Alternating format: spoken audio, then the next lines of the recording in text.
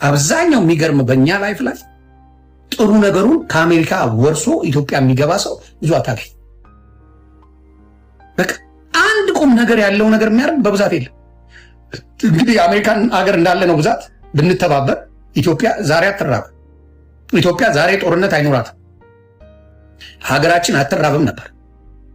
እውነቴን አሜሪካ ያለ ነው በሙሉ $100 ብናዋጣ ለኢትዮጵያ በየወሩ ወይም $50 ብናዋጣ፣ አውሮፓ ያለ ነው እንደዛ ብናደርግ ኢትዮጵያ ዛሬ ወንድምና እህቶቻችን በራብ አያልቁ። ኑሮ ተወደደ እያሉ አማሩ። ምክንያቱም በየቀኑ አንድ ፋብሪካ መክፈት እንችላለን። በየቀኑ ነው ማዋል። ግን ውሸታሞች ነን። ለመልካም ነገር ሀገርን ለማልማት ሀገርን ትልቅ ደረጃ ለማድረስ አንድ ሰው አይተባበር። ለጥይት አዋጣ በለው ሰከንድ አይፈጅበትም። ለጥይት አዋጣ በለው አበሻ ሰከንድ አይፈጅበትም። ለሆስፒታል ማሰራት ይሄው አላያችሁትም እንዴ? መቅዶኒያ ስንት ጊዜው ነው ደከመው። በቃ ደከመ። 7500 አረጋውያን የሚያስተናግድ መብላት መጠጣት ምንም የማይችሉትን ለማድረግ ፎቅ ልስራ አለ። ወፍ የለም። በቃ ደከመ። ሰይፉ ፋንታሁን ሾው ነው ትልቁ የሚባለው ኢትዮጵያ ላይ አልቻለም። በቃ ለመልካም ነገር ኢትዮጵያውያን በተአምር አንተባበር እንጂ በየወሩ ትልልቅ ካምፓኒዎች ኢትዮጵያ ላይ ሜጋ የተባሉ ካምፓኒዎች ዲያስፖራው ብቻ መክፈት ይችል ነበር። በዊዳውን ሀገራችንን በዘፈን ነው የምንወዳት። እኔ ደግሞ ዘፈንን እግዚአብሔር አምላክ ቢያጠፋልን ከኢትዮጵያ ላይ ጥሩ ነው ብዬ አስባለሁ። በዘፈን ኢትዮጵያ ሀገሬ የሚባል የማይረባ ዘፈን አለ። በሱ ምን ይደረጋል? በቃ በየእንትን ባንዲራ ይዞ ይሰክርበታል። በቤተ ክርስቲያን ደረጃ የሚስማማ እንኳን የለም። አሜሪካ ነገር እኔ ያየሁት አለ። የሚገርማችሁ ሳልት ሌክ ሲቲ ሄጄ ነበር፣ አይታችሁኛል። እዛ ያለው ህዝብ 1000 አይሞላም። ካሉት ኦርቶዶክሳውያን እውነቴን 500 አይሞሉ። ካሉት ኦርቶዶክሳውያን ከሱ ለ2 ቤተክርስቲያን ተከፍሏል። ለ2 ቤተክርስቲያን ለ2 ተከፍሏል። እግዚአብሔር ያሳያችሁ። 500 የማይሞላ ሰው አብሮ እንኳን ማምለክ አይችልም። ያን ያህል ነው። በሚያሳዝን ሁኔታ ሃይማኖት እኔ የምጠየፈው ለዛ ነው። ማስተውል ሰው ነኝ። ሄጄ አይቻል። ሰው ምስኪን ነው። ምዕመናኑ ዝም ብሎ ቅዳሴ ተብሎ ስለሚቀመጥ የሚያውቀው ነገር ስለሌለ ስለሆነ ግን ዝም ብሎ ይከተላል። ምንም የሚያውቀው ነገር የለም። 6 ሰዓት ታዝለዋለ፣ ወደ ቤቱ ይሄዳል። ታዝለዋለ፣ ወደ ቤቱ ይሄዳል። ለ2 ተከፍለዋል። 500 አይሞሉ። የምን 500 ዘ ላር ፒፕል 200 አይሞሉም። ሳልት ሌክ ሲቲ ያሉት ኢትዮጵያውያን ተከፍለዋል ለ2። ቤተክርስቲያኑ ለ2 ተከፍሏል። አንድ ላይ እንኳን እግዚአብሔር ቤት ማምለክ የማይቻልበት ማምለክ እንኳን አይቻልም። እግዚአብሔር ቤት እኔ ልኩበት ላሰራ የነበረ ቤተክርስቲያን ልንተባበር የነበረው ቤተክርስቲያን ለ2 ተከፍለዋል፣ ተሰንጥቀዋል። እግዚአብሔር ያሳያቸው። ፖለቲካ ገብቶ ፖለቲካ አለ። በፖለቲካ የተነሳ ተለያይተዋል። ፖለቲካ ቤተክርስቲያን ውስጥ ገብቶ እየበጠበጠ ነው ያለ። እስቲ ዋሽንግተን ዲሲ ሂዱ፣ እውነቱን አትካላ። እውነትን ተነግረ የመሸበት ማድር ነው ማማይ። ቤተክርስቲያን ውስጥ በጣም የሚዘገንን ፖለቲካ አለ። የሚዘገንን ፖለቲካ እና እግዚአብሔር እንዴት አድርጎ ይስማ? ቤት በኩል አምላክ ይስማ? እግዚአብሔር ቤት ስትሄድ እንኳን ነገርን ጥለ ነው የምትሄደው። የአማራ፣ የኦሮሞ፣ የትግራይ የሚባል ሙሉ ቤተክርስቲያኖች ዲሲ ላይ ካለ የሆነ ቤተክርስቲያን በሆነ ዘር ነው የሚተዳደር። ዘረኝነት ግን ሃይማኖት አለኝ ይላል። ሃይማኖት አለኝ ይላል። ዘረኛ። አሁንም ኢትዮጵያን ለማዳን እውነቴን ነው የምልህ፣ ኢትዮጵያን ለማዳን ዘረኝነት መቆም መቻል አለበት። መልኩ ትንሽ ጠቆር ያለ ወንድም ይምጣ ወደ ሰሜን ሰው አይመስላቸው። እውነቴን ነው። ትግራይ ላይ ብትሄድ ኩናማ እንደ ሰው አይቆጠር በመልክ ጠቆር ስለሚል። አማራ ክልልማ የማይታሰብ ነው። መልክ ከጠቆረ መድኃኔዓለም ይሁን አይታሰብ። እውነቱን ነው የምናገር። አማራ ክልል ላይ መልክ ጠቆር ካለ ጌታ ይሁን አባቴ እንደ ሰው አትቆጠር። እና የጋምቤላ እህትና ወንድሞቻችን በሚያሳዝን ሁኔታ አዝነዋል። አዲስ አበባ መጥተው አማርኛ ሲናገሩ እንዴ ኢትዮጵያዊ ናችሁ እንዴ እየተባለ ይደነገጣል። ይደነገጣል። ኢትዮጵያዊ ናችሁ እንደ እየተባለ ይደነገጣል። ኢትዮጵያዊ ብዙ አይነት ከለር ያለው ኢቭን በአርቲስት ደረጃ መልካቸው ሴቶች ሆኑ የጠቆረ ማን ያለችው አርቲስት ኔምዋን መልኳ ጠቆር ያለ ሴት በአርቲስት ደረጃ በሴት ደረጃ ድራማ የምትሰራ አንድ ሴት አምጡልኝ። ከለሪዝም የሚባለው ኢትዮጵያ ውስጥ በጣም አለ። የራሳችንን ከለር እንኳን ቀላ ካላለ እንጠላለን። ከለሪዝም ይባላል። ትንሽ መልኩ የጠቆረ ባሪያው ነው የሚባለው። ኦልሞስት ኢሚዲየትሊ መልኩ ጠቆር ያለ ወንድ ሲመጣ ባሪያው ነው የሚባለው። አንድ ክብር የለን፣ ክብር እንኳን የለን። ኤኒዌር ብትሄድ በመልክ ሻንቆ ታንኪዩ ሻንቆ ይባላል፣ ባሪያው ይባላል። አበሻ በጣም ወደ ነጭን የሚያመልከው ወደው አይደለም፣ ሳይኮሎጂካሊ የነጭ ነገር ኳሊቲ አለው ብሎ ያምናል። ኳሊቲ የነጭ ነገር ሻንቀላው ላይ ይባላል። ሻንቆ፣ ሻንቀላ፣ ባርች ነው የሚባለው ስሙ።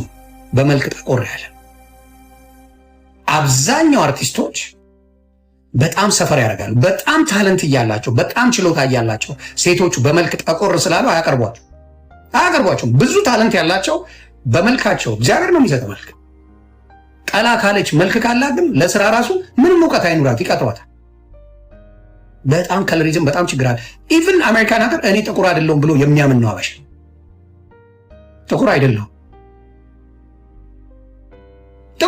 ብሎ የሚያምን ሜንታሊቲ አለ።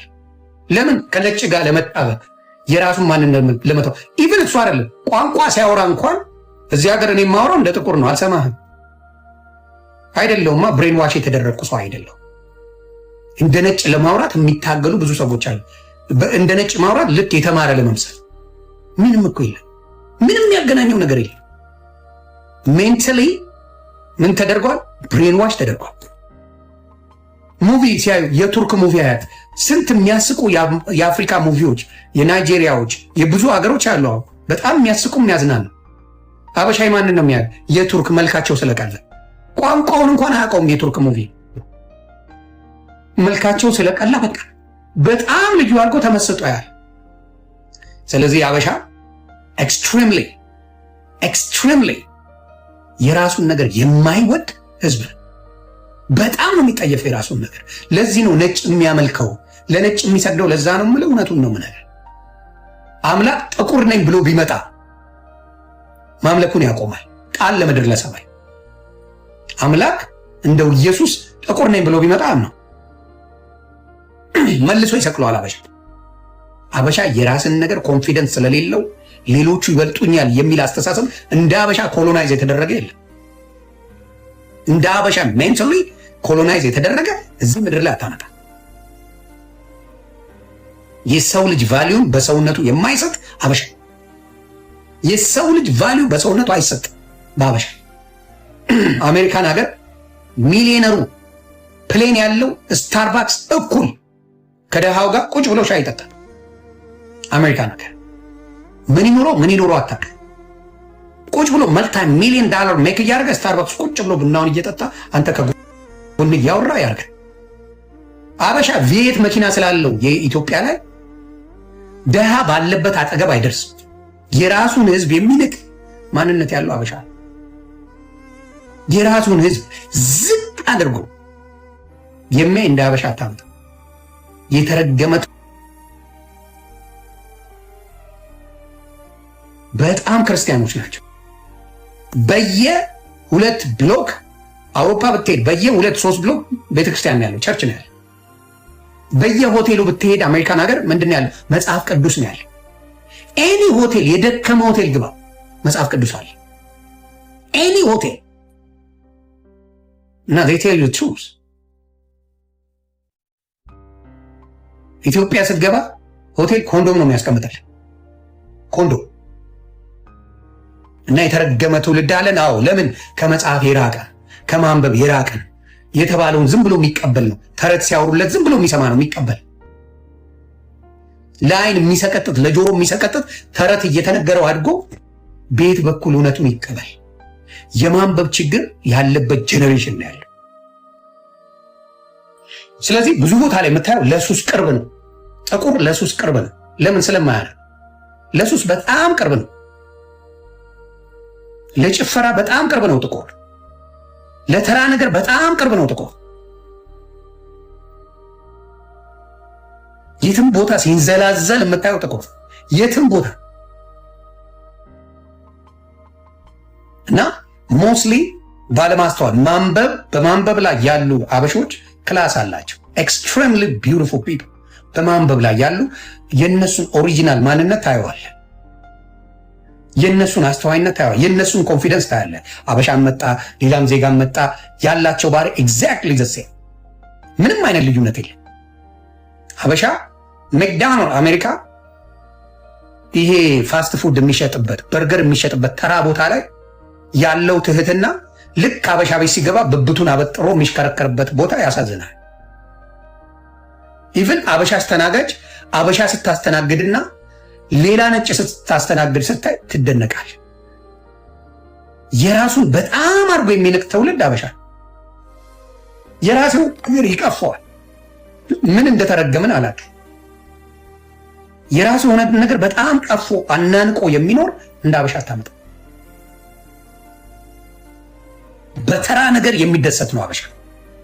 ተራ ነገር ያስደስተዋል። እንዳልኩ ጫቱ፣ ሲጋራው፣ ሺሻው፣ መጠጡ፣ ቺኮች አጠገብ ካሉ አለ። ህይወት ማለት ይሄ ነው ለአበሻ። እስቲ ነጮችን እስቲ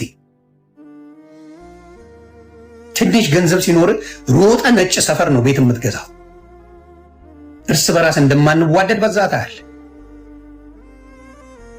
ችግር እንጂ አብሮ ያደርገው አበሻ ባይታይ ራሱ ደስታውን አይችለው። ባይታይ ደስታውን አይችለው። ችግር ነው አንድ ላይ ያስቀመጠው እንጂ ባይታይ ጥቁር ባይታይ ደስታውን አይችለው። ጥቁር ትንሽ ገንዘብ ያገኝ ጥቁር የሚባል አጠገብ አይደርስም። ስለዚህ ሜንታሊ ለምን? ስለማያነብ እውቀት ስለሌለ በማስተዋል ስለማይራመድ ሁልጊዜ በምን? በባርነት ትኖራለህ። በባርነት በሃይማኖት ባርነት አለ፣ በሊደርሺፕ ባርነት አለ፣ በሁሉ ነገር ባሪያ ሆነ ነው። ነጮች ውስጥ ሊደር ሆኖ ይኖራል። ሊደር ነጭ ሊደር ሆኖ ኢትዮጵያ ላይ ሀብታም ጥቁር እንዲሁ ወክ የሚያደርግና ነጭ ምንም የሌለው ወክ ያለው ሰዎች እሱ የሚያደርገው ነጩ ብር አለ ብሎ። ምክንያቱም በኦፕራ አይተናል። ሌሎችም ጥቁሮች በጣም በጣም በጣም በሚያስጠላ ሁኔታ ነው ማለት በሚያስጠላ ሁኔታ አይተውናል። እኔ ያየሁትን ነገር ልንገራችሁ። ዱባይ የሄድኩ ጊዜ ነው። ዱባይ የሄድኩ ጊዜ ያው የዛኔ ፓስፖርቴ የኢትዮጵያ ነበር እና ሲያየኝ የሆነ ሙድ ሊይዝ ፈለገ። ኢሚግሬሽን ላይ ማለት ነው። ሲያየኝ ሙድ ሊይዝ በእንግሊዘኛ ቀልቡን ሲገፋው ተስተካከለ። ኢትዮጵያ ላይ በጣም ይንቀዋቸዋል። በጣም በሚያሳዝን ሁኔታ ዱባይ በጣም እና እግዚአብሔር ምስክሬ ሲያየኝ ይኸው ፓስፖርቱን ሲያየው የኢትዮጵያ ስለሆነ ግራ ተጋብቷል። እንዴት ነው ከአሜሪካ ወደዚህ የመጣ ምናምን I just came for vacation there. You got any question? ስለው where you from? I'm from Ethiopia but I live in America. ከዛ ደነገጠ በጣም። ኦኬ ሰጥቶኝ ያለ ምንም የሚለው ነገር የለም። ከኢትዮጵያ ሲባል ግን እንዴት አድርገው እንደ ንቀት እንደሚያው በዛ ነው የተረዳ። እዛም ሆኜ ግድንግድ መስቀል አድርጌ ነው ቼን አድርጌ የሚሄደው መንገድ ላይ ደረቴን ነፍቼ ምንም አይል ምንም። አስተናጋጆቹ ምኖቹ ተሽቆጥቁጠው ኮንፊደንስ ሲኖር እዚህ አሜሪካ ነገር ሲቲዝን ሆኖ እንደ እንትን ክንፉ እንደተመታ ዶሮ ነው የሚሆነው። አበሻ ቤት ሲገባ ብቻ ነው አቅም የሚያደርገው አበሻ ወንዱም ሴቱ። አበሻ ቤት ሲገባ ብቻ ነው በቃ አክቱን የምታየው አበሻ ኮንፊደንሱ ሰማይ ደርሶ የምታየው። ቀስ ብለና ሌላ ቦታ ሻይ ቡና እንበልበል ምንም አይነት ነገር የለውም። እና እንዴት መሻሻል አለበት ይሄ ነገር? በምን መሻሻል አለበት? ባበሻው አንብብ፣ ቋንቋ እወቅ። ቋንቋ የምታውቀው ልንገርህ፣ ቋንቋ የምታውቀው በማንበብ ነው። ይቅርታ በመናገር በማንበብ ነው። ሀገሩን የምታውቀው በማስተዋል ነው። ህጉን የምታውቀው ምን አይነት ህጎች አሜሪካ ነገር ያስከስሳሉ ልንገርህ። ብዙ ወንዶች ስራ ያጡት በሃራስመንት ነው። ሃራስመንት ይባላል። እዚህ ሀገር ሴክሹዋል ሃራስመንት ይሉታል። ምን ማለት ነው? እዚህ ሀገር የተለመደው ሀይ አባባሎች አሉ። ለምሳሌ አሜሪካ ነገር ሄይ ሀይ ዶን ብለው መሳቅ እዚህ ሀገር ባህላቸው፣ ወይ ጎሩ ካናዳ ዩሮፕ ባህላቸው። የአበሻውን የተባለለት ፈለገች ነው። ምክንያቱም አበሻ አትልማ። አበሻ ፈገግ ብላ ሰላም አትልም፣ ሙታት አትልህም። ከዛ ሄይ ስትለው ከዛ አፈፍ ያደርጋል። በዛው ተጽፎለት ከስራ ይባረራል። አብዛኛው አበሻ ስራውን ያጣው በዛ። ታክሲ ኡበር ምናምን የሚሰራው በዛ። እውነቱን ነው ነገር ሄይ ጉድ ሞርኒንግ ሃው ዩ ዱዊንግ ብላ ፈገግ ስትል ወይኔ ፈልጋኝ ነው ፈልጋኝ። የመብት ሀገር ሰላምታ በጥሩ እንደሚባል አያውቁት። ከዛ ኡበር ላይ ይገባል። አብዛኛው ለዛ አብዛኛው እንጂ ብዙዎቹ ስመጣ የምትቀጠረው ካምፓኒ ላይ ነው የምትቀጠረው። አብዛኛው ተባረዋል። ያ ጉድን ነው የምነግርልህ፣ የስራው ባህሪ ነው። ጉድ ይሄ ነው። ሄይ ሃው ዩ ዱዊንግ ትላለች። እዚህ ሀገር ዘይ ሴ ሄይ ሃው ዩ ዱዊንግ ሃው ዩ ዴይ ይላል። ፈለገች ነው አበሻ የሚለው። ለምን አበሻ ሴት አናግረው አታውቅም። ቆንጆ ሴት ሰላም ብለው አታውቅም። አበሻ መንገድ ላይ አይታ ሰላም አትልም። ስለዚህ ይሄንን ነገር ምን ያደርጋል? አበሻ ይቺ ልጅ ብዙዎቹ ተባረዋል ከሰዓት። ከዛ እጇን ይዛል እግሯን ይዛል ወይ ቸብ ሊያደርግ ይፈልጋል፣ ወዲያው አንጠልጥለው። ስንቶቹ ናቸው እስር ቤት የገቡት? ሰካራም ሴት አሜሪካን ሀገር ሰካራም ሆነ ማታ ላይ ሰክራ ፈናርጋ ወደ ቤቷ ስትሄድ የስሜቷ ሌላ ነገር ይሆናል። ትይዘዋለች፣ ምን ትለዋለች? እሷ ነፍሷን አታውቅም። እሱ ሴት አገኘው ፈለገች ብሎ ቤቷ ያድራል። ከዛ ዲፖርት የተደረገ ስንቱ ነው? እስር ቤት የማቀቀው ስንቱ ነው? ብዙ ናቸው። ምንም እውቀት የሌለው የደነዘዘ ትውልድ፣ የትም ብትወስደው ጭንቅላቱ ማይቀየር ትውልድ በጣም አለ። ይሄ በጣም የመጣበት ሀገር ህጉ ምንድን ነው ብሎ ቅድሚያ የምወስደው ላይ ቅድሚያ አሜሪካን ሀገር ህጉን ነው ለማወቅ የፈለግኩ።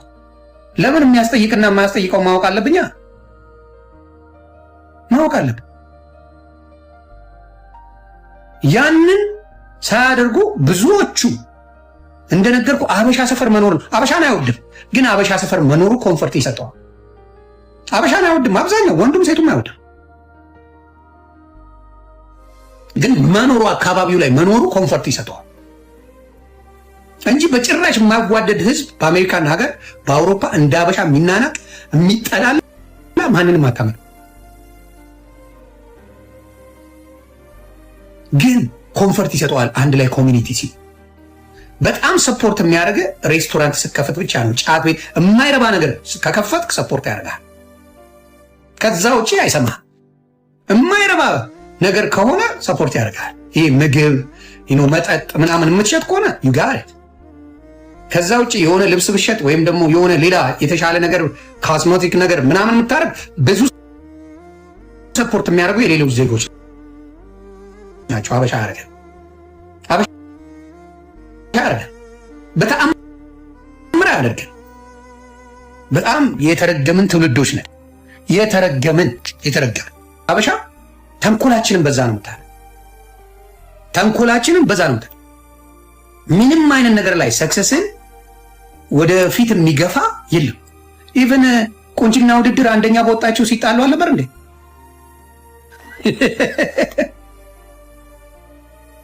ቁንጅና ውድድር አንደኛ ወጣች እህታችን ኢትዮጵያን ወክላ ነው ሄደችው። ከዛ ምን ተጀመረ? ድራማ ተጀመረ። አማራ ናት ኦሮሞ ናት፣ አማራ ናት ኦሮሞ ናት። አየያ የአማራ እንትን የኦሮሞ እንትን አለ።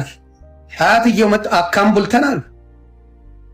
ከዛ ምን የሆነ ሴት እኔ ስማቸው መጥራት አልፈልግም። ምን ብለው ፖለቲካ ሰሩ? ፖለቲከኞች በቁንጅና ውድድር ላይ ኦሮሞን ፈልገው ወደፊት አስደርገው አማራና ትግሬ እንዳይመረጥ አድርገው እሷ እንድትመረጥ አድርገው ነው የወሰዱት ብለዋል።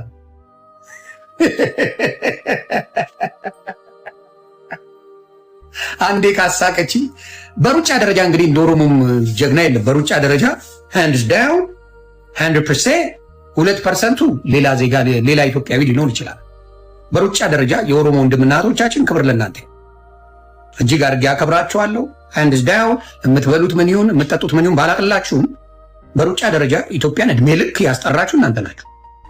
ከዛ አንድ የተሰራውን ድራማ እየሮጠች ከፊት ኦሮሞ እንድትቀድም ያደርጉና ከኋላ አማራ ነይ ነይ። አማራ ከመቼ ወዲያ ነው የሚሮጠው? ሩጫ የፈሪ ነው እያለ አይደል እስከዛሬ አንድ በአማራ የበላ አንድ አማራ እንዳይሮጥ ያደርጋችሁት?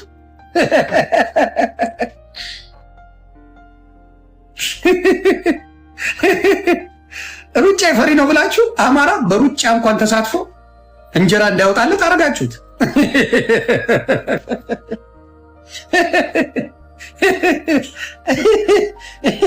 ስንት ሮጦ እንዳያልፍለት። አሁን ኃይሌ ገብረስላሴ ኢትዮጵያ ላይ አለ የተባለ ባለሀብት ነው።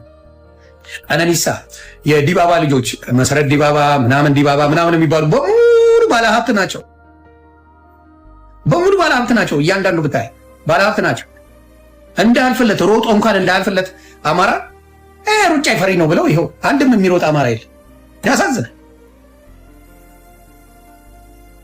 በጣም ነው የሚያሳዝን። እና ኃይሌ አማራ ነው አላሉ። ማን ያሳደገው? አባቴ አብደል ብዳይ የት ነው ያደገው?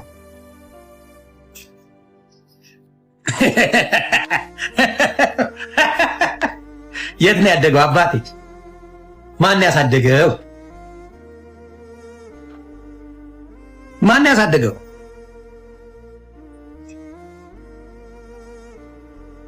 የእኔ ልጆች ነው አሜሪካዊ ናቸው፣ ኢትዮጵያ አይደሉም። ነው አሜሪካንስ። እዚህ ነው ተወልደ ያደግኩት። ስለ ኢትዮጵያ የሚያውቁት ወፍ ነገር የለም። የተወሰነ አሳውቃቸዋለሁ ያው እንትን ስላለ እንጂ በተወለድክበት ነው። ለምሳሌ አባትና እናቴ እኔ ጎጃሜዎች ናቸው፣ አገዎች ናቸው።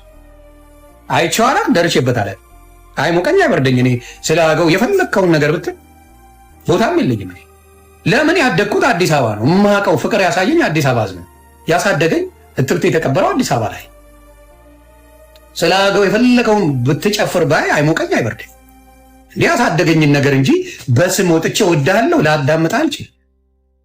አደይ ያንን ነው የሚደረገው። ስለዚህ አሁን ልጆቼ ኢትዮጵያን ከነመፈጠሯ ማያውቋት ሄደውባት የማያውቁትን ምናልባት የአባታቸው ሀገር ነው ብዬ ላሳያቸው እችላለሁ እግዚአብሔር የፈቀደ ጊዜ። ከዛ ውጭ ግን የሚያውቁት የተማሩበት ህይወታቸውን የሚኖሩበት አሜሪካ